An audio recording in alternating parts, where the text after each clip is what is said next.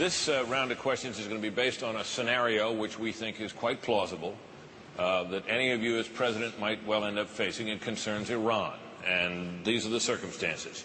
Its nuclear program has continued to advance.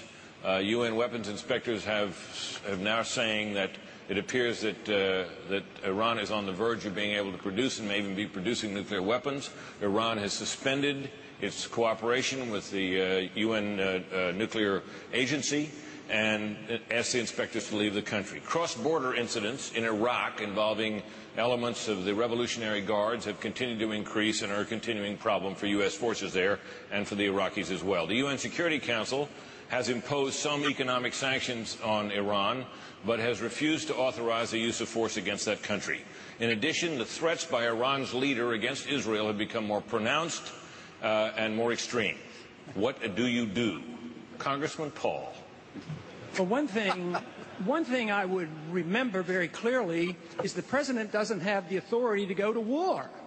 He goes to the Congress. So what do you do? He goes to the Congress and finds out if there's any threat to our national security.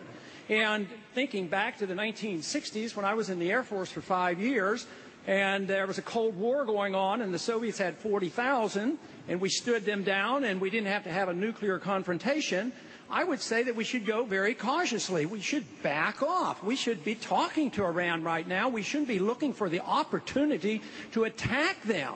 They are, at the present time, according to the AEIA, cooperating, and by the end of the year, they're supposed to be willing to reveal all that they are doing. So instead of looking for this scenario where it is inevitable that we have to attack, I think we ought to be talking about how do you get along with some people that are deadly, like the Soviets and the Chinese and the many others. We don't have to resort to war every single time there's a confrontation.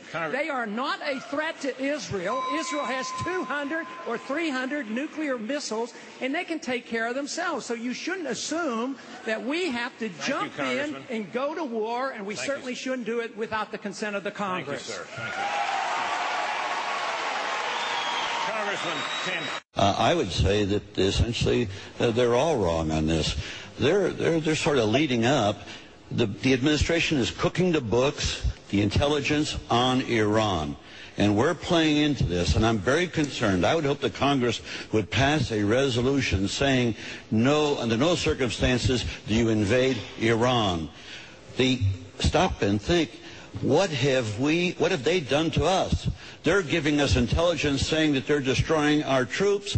Well, what about our trying to destabilize their government, which we've been doing for the last 25 years? We destroyed their democracy, and now we're looking at them as an excuse to expand the war, which is the plan the neocons had back in 1997. And so when Democrats buy into the problem of Iran, they just help Vice President Cheney, who should be committed with his recent state.